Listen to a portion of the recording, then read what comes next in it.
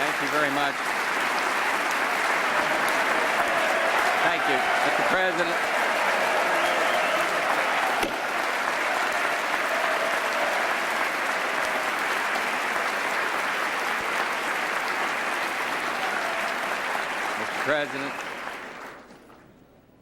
Mr. President and Mr. Speaker and members of the United States Congress, I come to this House of the People to speak to you and all Americans, certain that we stand at a defining hour.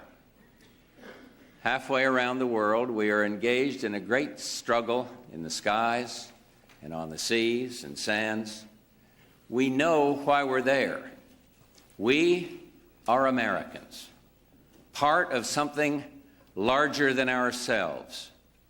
For 2 centuries, we've done the hard work of freedom, and tonight we lead the world in facing down a threat to decency and humanity. What is at stake is more than one small country. It is a big idea, a new world order, where diverse nations are drawn together in common cause to achieve the universal aspirations of mankind: peace and security, freedom, and the rule of law. Such is a world worthy of our struggle and worthy of our children's future.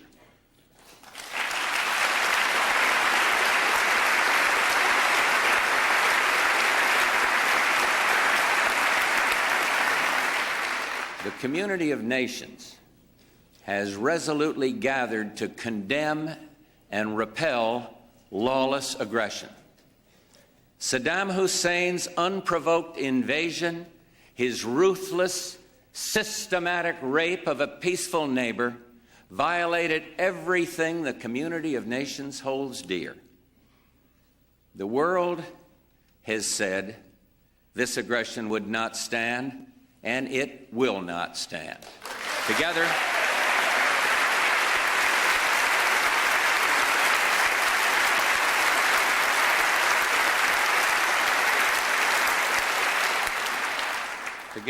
we have resisted the trap of appeasement, cynicism, and isolation that gives temptation to tyrants. The world has answered Saddam's invasion with 12 United Nations resolutions, starting with a demand for Iraq's immediate and unconditional withdrawal, and backed up by forces from 28 countries of 6 continents. With few exceptions, the world now stands as one. The end of the Cold War has been a victory for all humanity. A year and a half ago, in Germany, I said that our goal was a Europe whole and free. Tonight, Germany is united, Europe has become whole and free, and America's leadership was instrumental in making it possible. Our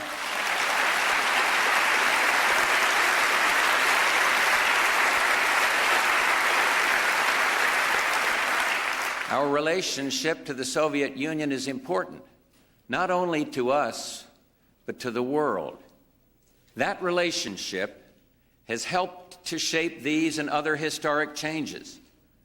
But like many other nations, we have been deeply concerned by the violence in the Baltics, and we have communicated that concern to the Soviet leadership. The principle that has guided us is simple.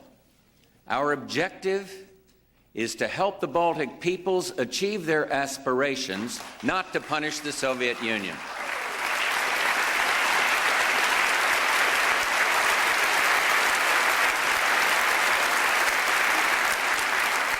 In our recent discussions with the Soviet leadership, we have been given representations which, if fulfilled, would result in the withdrawal of some Soviet forces, a reopening of dialogue with the republics, and a move away from violence.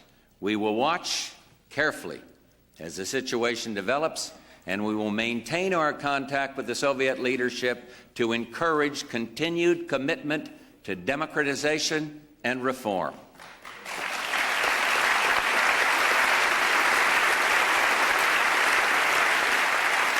If it is possible, I want to continue to build a lasting basis for U.S.-Soviet cooperation for a more peaceful future for all mankind. The triumph of democratic ideas in Eastern Europe and Latin America, and the continuing struggle for freedom elsewhere, all around the world, all confirm the wisdom of our nation's founders. Tonight, we work to achieve another victory, a victory over tyranny and savage aggression. We in this union enter the last decade of the 20th century thankful for our blessings, steadfast in our purpose, aware of our difficulties, and responsive to our duties at home and around the world. For 2 centuries, America has served the world as an inspiring example of freedom and democracy. For generations, America has led the struggle to preserve and extend the blessings of liberty. And today, in a rapidly changing world, American leadership is indispensable. Americans know that leadership brings burdens and sacrifices, but we also know why the hopes of humanity turn to us. We are Americans. We have a unique responsibility to do the hard work of freedom. And when we do, freedom works.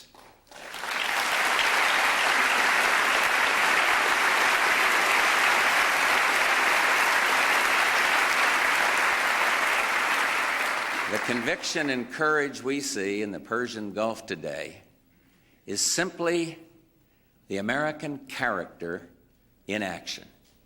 The indomitable spirit that is contributing to this victory for world peace and justice is the same spirit that gives us the power and the potential to meet our toughest challenges at home.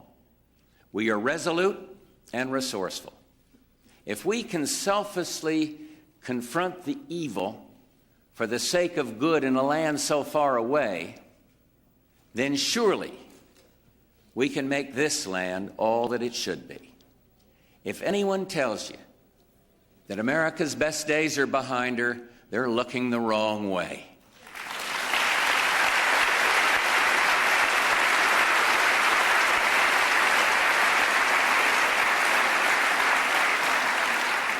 Tonight, I come before this House and the American people with an appeal for renewal. This is not merely a call for new government initiatives. It is a call for new initiative in government, in our communities, and from every American to prepare for the next American century. America has always led by example. So who among us will set the example? Which of our citizens will lead us in this next American century? Everyone who steps forward today to get one addict off drugs, to convince one troubled teenager not to give up on life, to comfort one AIDS patient, to help one hungry child. We have within our reach the promise of a renewed America. We can find meaning and reward by serving some higher purpose than ourselves. A shining purpose, the illumination of 1,000 points of light. And it is expressed by all who know the irresistible force of a child's hand, of a friend who stands by you and stays there, a volunteer's generous gesture, an idea that is simply right.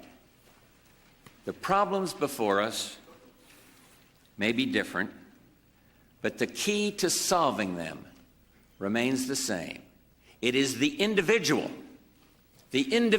who steps forward, and the state of our union is the union of each of us, one to the other, the sum of our friendships, marriages, families, and communities. We all have something to give. So if you know how to read, find someone who can't. If you've got a hammer, find a nail. If you're not hungry, not lonely, not in trouble, seek out someone who is. Join the community of conscience. Do the hard work of freedom, and that will define the state of our union.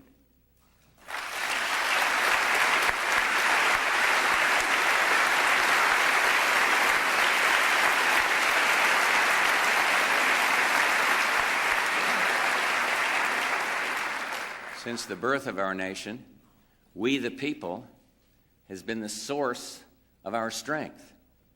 What government can do alone is limited, but the potential of the American people knows no limits. We are a nation of rock-solid realism and clear-eyed idealism. We are Americans. We are the nation that believes in the future. We are the nation that can shape the future, and we've begun to do just that by strengthening the power and choice of individuals and families. Together, these last 2 years, we put dollars for child care directly in the hands of parents instead of bureaucracies.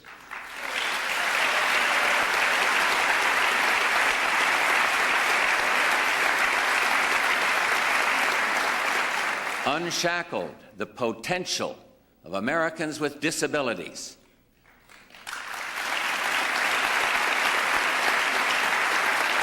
Applied the creativity of the marketplace in the service of the environment for clean air, and made home ownership possible for more Americans.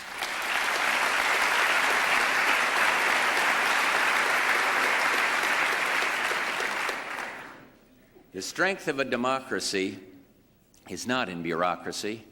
It is in the people and their communities. In everything we do, let us unleash the potential of our most precious resource, our citizens themselves.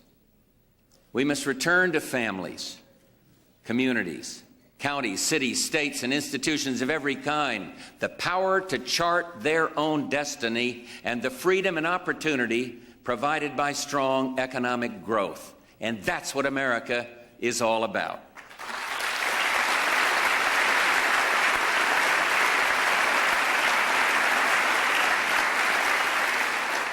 I know tonight, in some regions of our country, people are in genuine economic distress, and I hear them.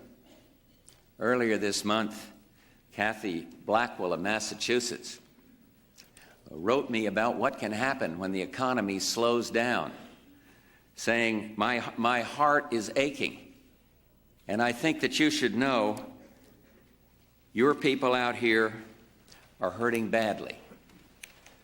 I understand, and I'm not unrealistic about the future, but there are reasons to be optimistic about our economy. First, we don't have to fight double-digit inflation. Second, most industries won't have to make big cuts in production because they don't have big inventories piled up. And third, our exports are running solid and strong. In fact, American businesses are exporting at a record rate. So let's put these times in perspective. Together, since 1981, we've created almost 20 million jobs, cut inflation in half, and cut interest rates in half. And yes, the largest peacetime economic expansion in history has been temporarily interrupted, but our economy is still over twice as large as our closest competitor. We will get this recession behind us and return to growth soon.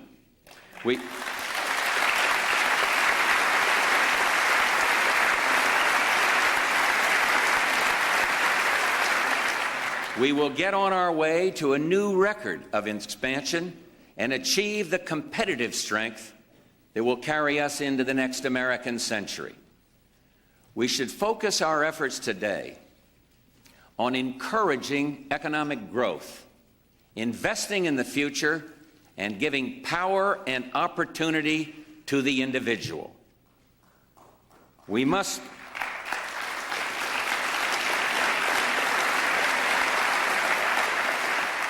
begin with control of federal spending, and that's why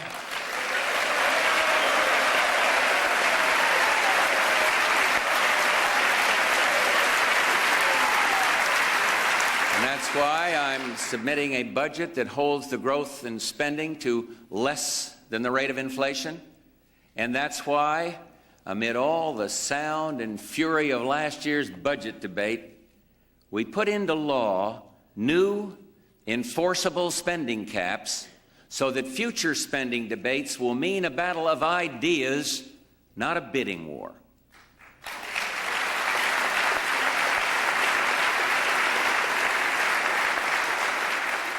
Though controversial, the budget agreement finally put the federal government on a pay-as-you-go plan and cut the growth of debt by nearly $500 billion. And that frees funds for saving and job-creating investment. Now let's do more. My budget again includes tax-free family savings accounts, penalty-free withdrawals from IRAs for first-time home buyers,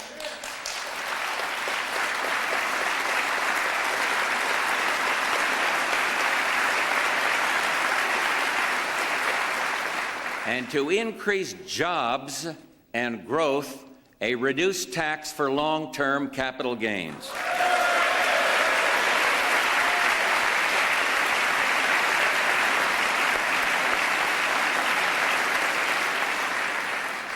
I know there are differences among us about the impact and the effects of a capital gains incentive. So tonight, I'm asking the congressional leaders and the Federal Reserve to cooperate with us in a study led by Chairman Alan Greenspan to sort out our technical differences so that we can avoid a return to unproductive partisan bickering.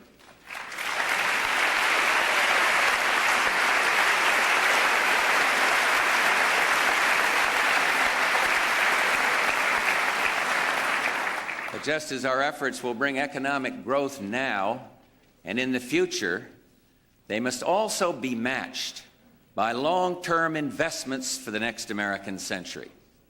And that requires a forward-looking plan of action. And that's exactly what we will be sending to the Congress.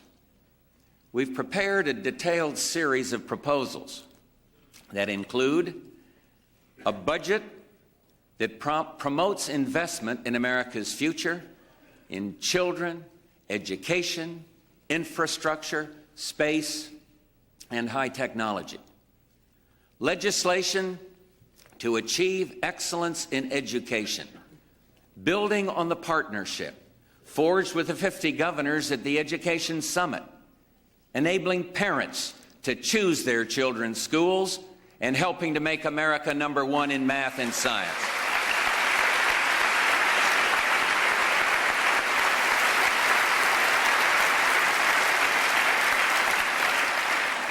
A blueprint for a new national highway system, a critical investment in our transportation infrastructure.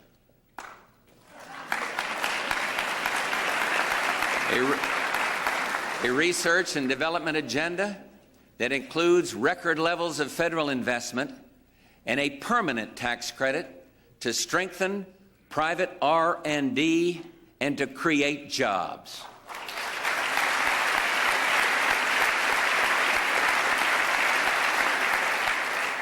A comprehensive national energy strategy that calls for energy conservation and efficiency, increased development, and greater use of alternative fuels.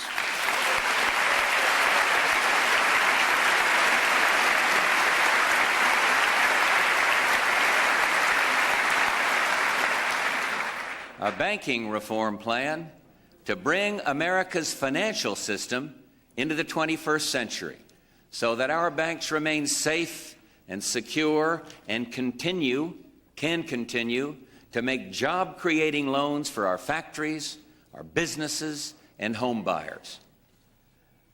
You know, I do think that there's been too much pessimism. Sound banks should be making sound loans now, and interest rates should be lower now.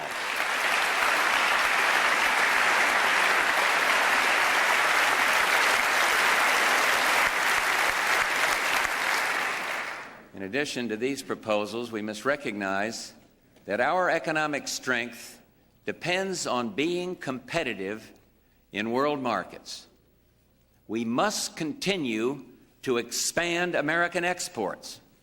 A successful Uruguay round of world trade negotiations will create more real jobs and more real growth for all nations.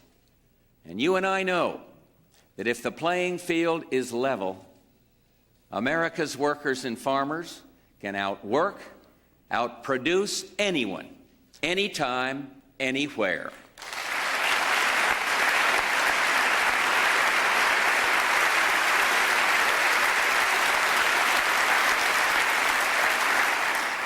And with a Mexican free trade agreement and our Enterprise for the Americas initiative, we can help our partners strengthen their economies and move toward a free trade zone throughout this entire hemisphere.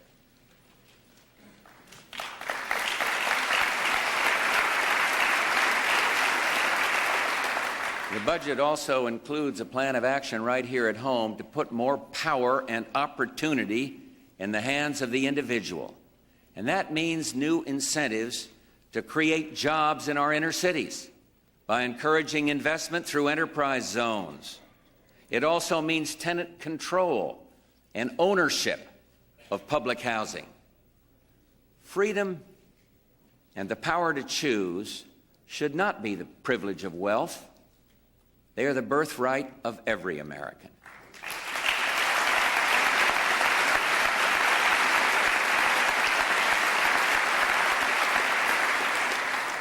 Civil rights are also crucial to protecting equal opportunity.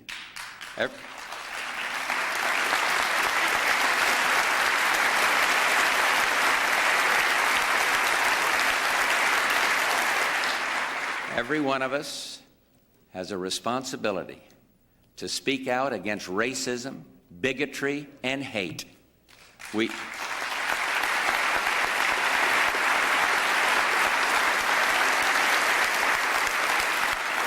We will continue our vigorous enforcement of existing statutes, and I will once again press the Congress to strengthen the laws against employment discrimination without resorting to the use of unfair preferences.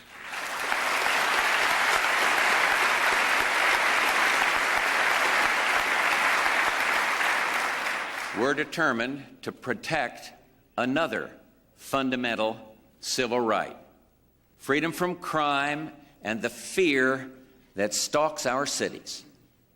The Attorney General will soon convene a crime summit of our nation's law enforcement officials. And to help us support them, we need tough crime control legislation, and we need it now.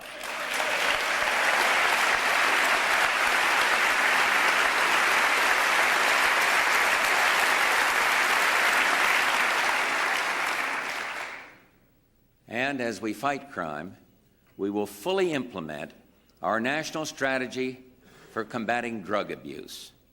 Recent data show that we are making progress, but much remains to be done. We will not rest until the day of the dealer is over forever.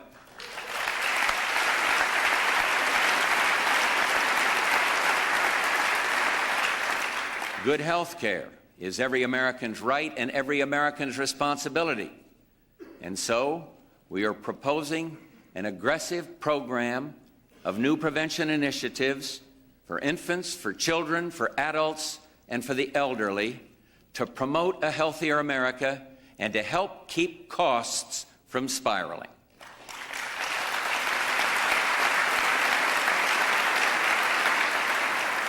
It's time to give people more choice in government by reviving the ideal of the citizen politician who comes not to stay but to serve.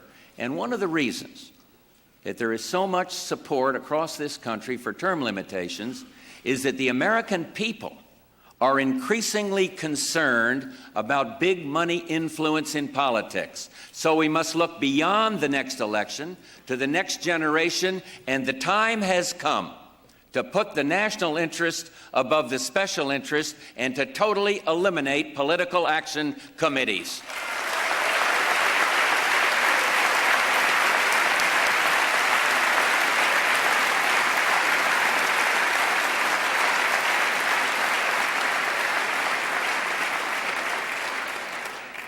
And that would truly put more competition in elections and more power in the hands of individuals. And where power cannot be put directly in the hands of the individual, it should be moved closer to the people, away from Washington.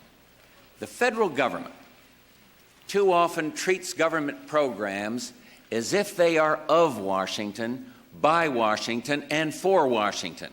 Once established, federal programs seem to become immortal. It's time for a more dynamic program life cycle.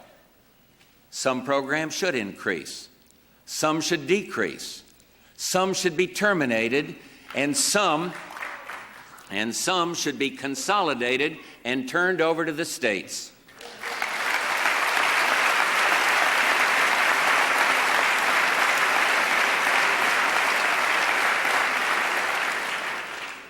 My budget includes a list of programs for potential turnover totaling more than $20 billion.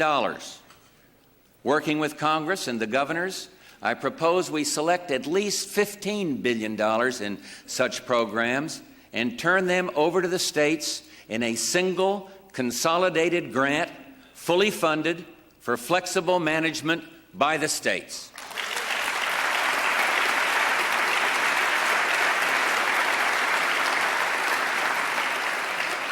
The value of this turnover approach is straightforward.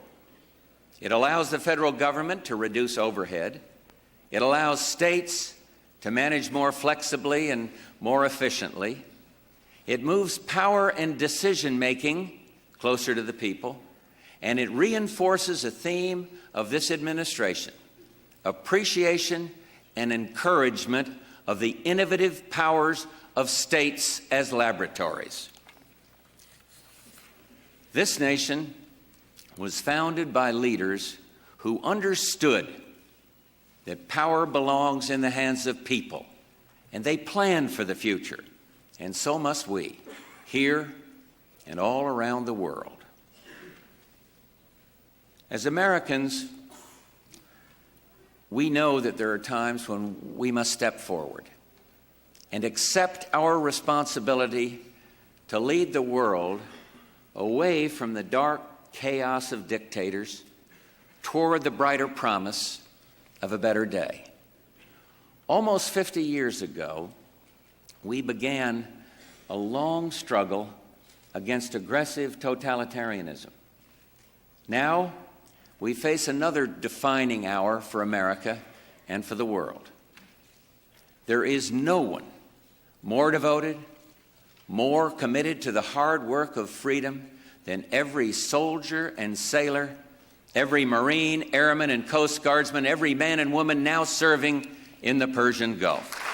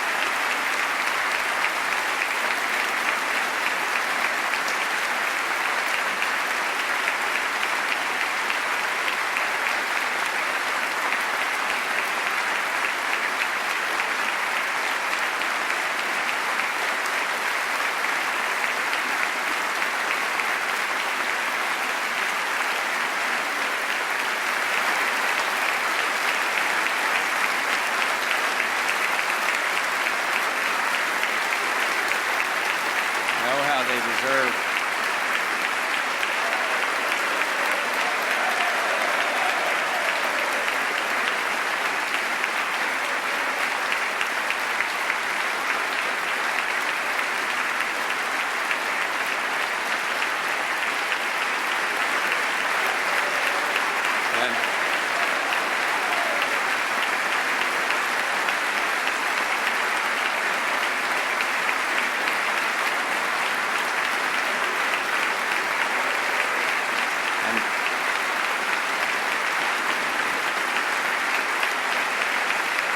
What a fitting tribute to them.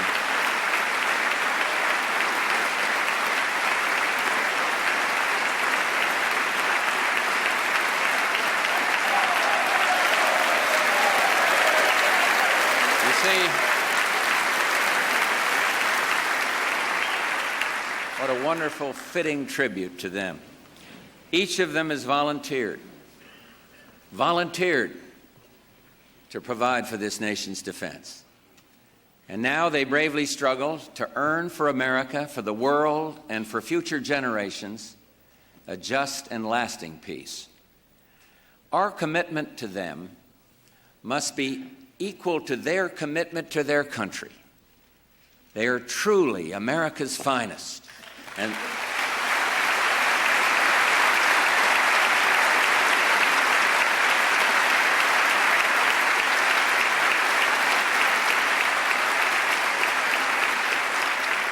the war in the Gulf is not a war we wanted. We worked hard to avoid war.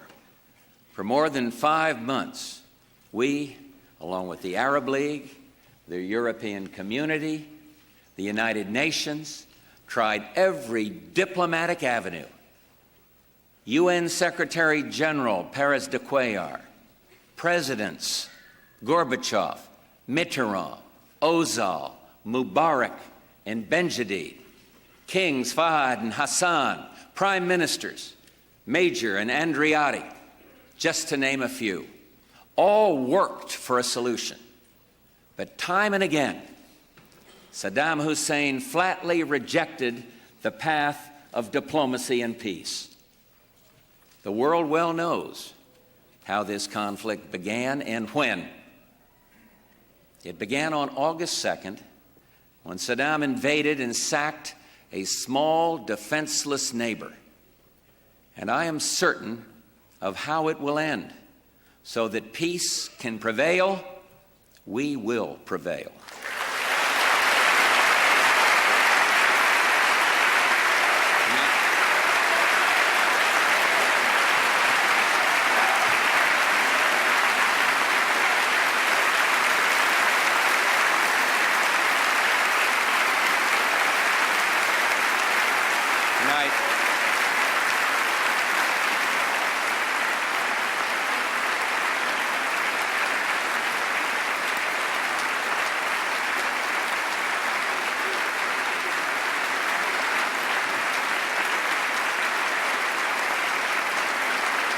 Thank you.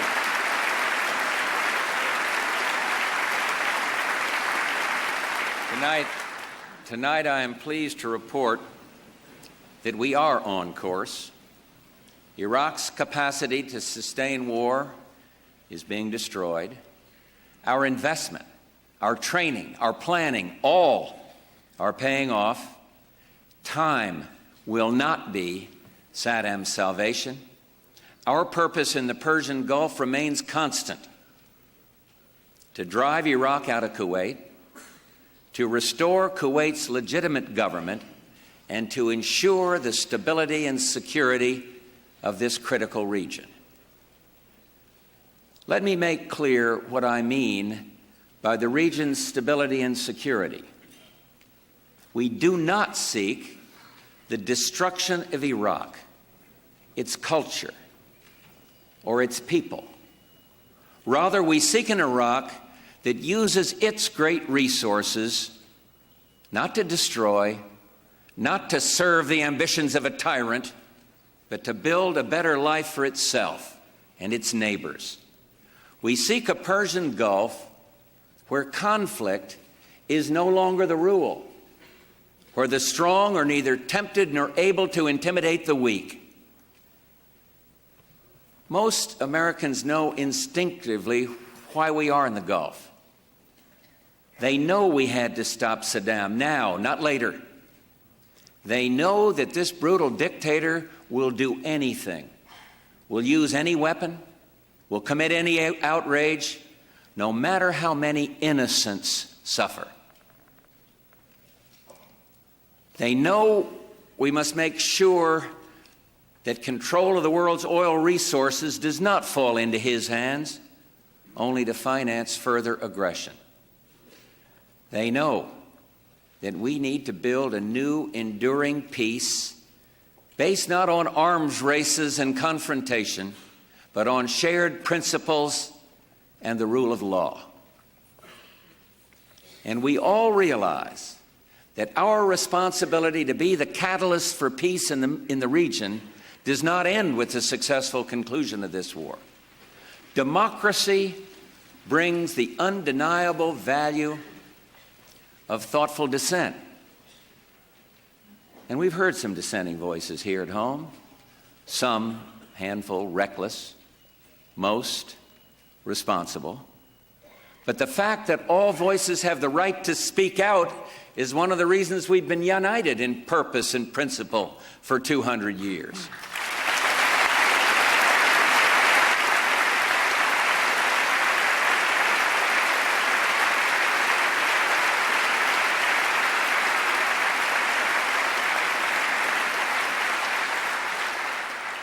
Our progress in this great struggle is the result of years of vigilance and a steadfast commitment to a strong defense. And now, with remarkable technological advances like the Patriot missile, we can defend against ballistic missile attacks aimed at innocent civilians. Looking forward, I have directed that the SDI program be refocused on providing protection from limited ballistic missile strikes, whatever their source.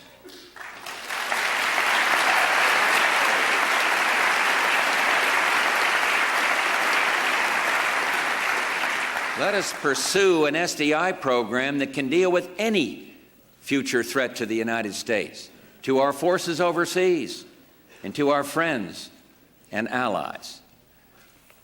The quality of American technology, thanks to the American worker, has enabled us to successfully deal with difficult military conditions and help minimize precious loss of life. We have given our men and women the very best, and they deserve it.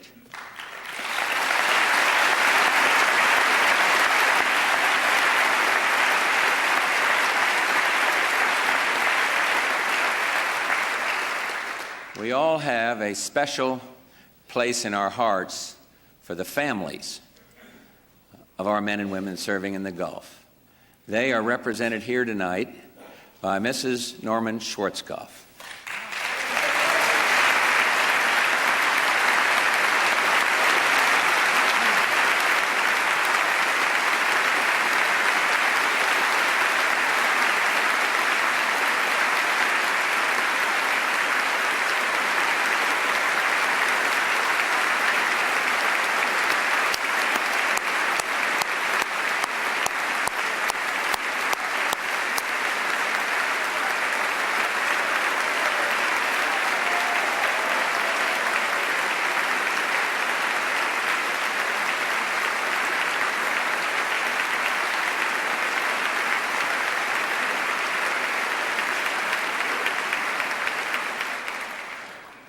We're all very grateful to General Schwarzkopf and to all those serving with him. And I might also recognize one who came with Mrs.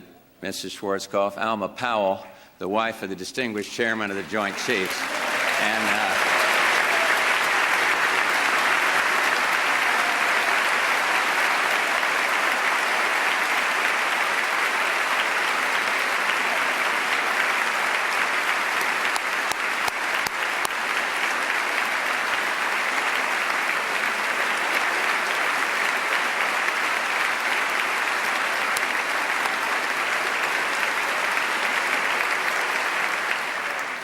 And to the families, let me say, our forces in the Gulf will not stay there one day longer than is necessary to complete their mission.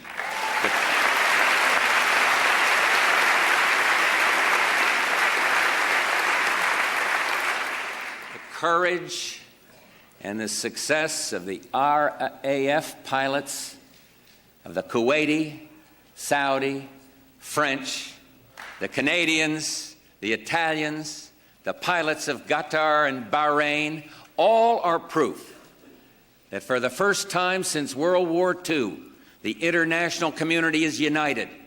The leadership of the United Nations, once only a hoped-for ideal, is now confirming its founder's vision.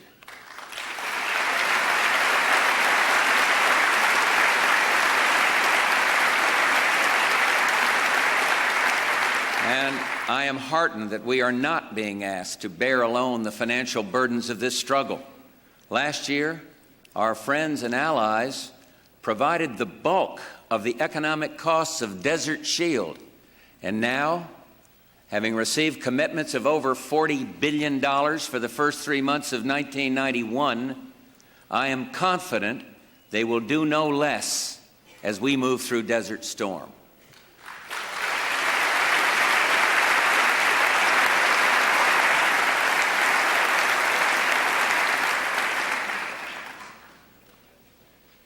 But the world has to wonder what the dictator of Iraq is thinking. If he thinks that by targeting innocent civilians in Israel and Saudi Arabia that he will gain advantage, he is dead wrong.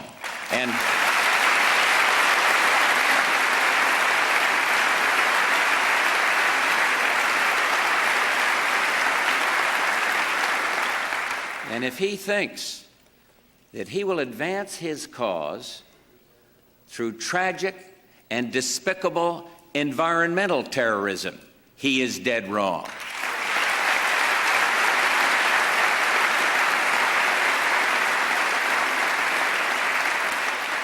And if he thinks that by abusing the coalition prisoners of war he will benefit, he is dead wrong.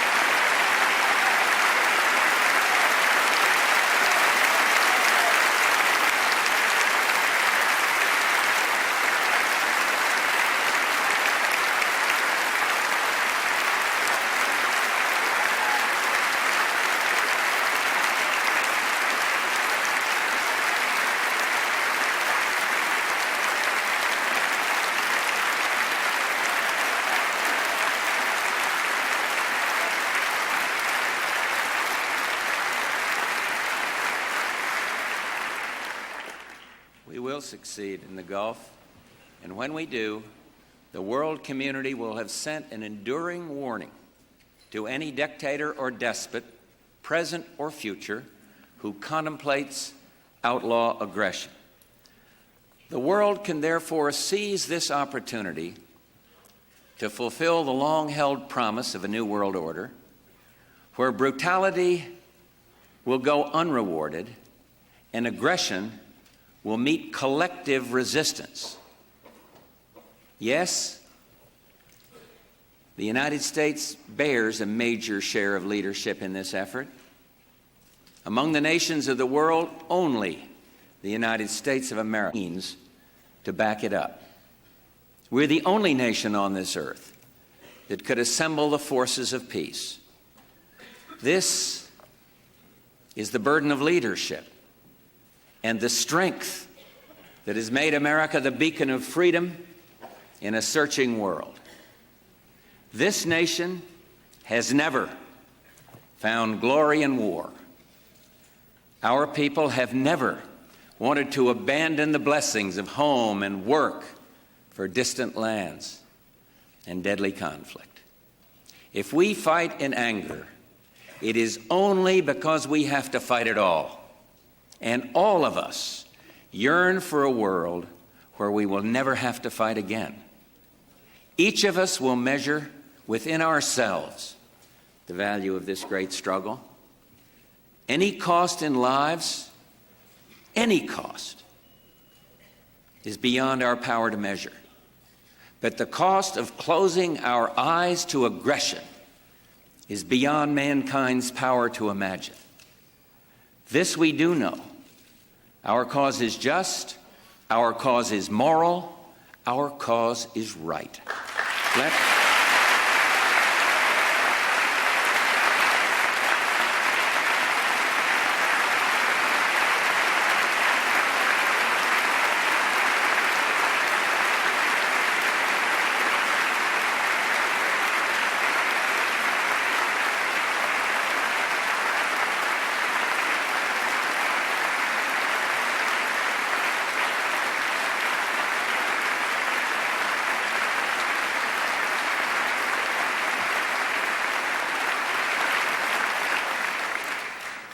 Let future generations understand the burden and blessings of freedom.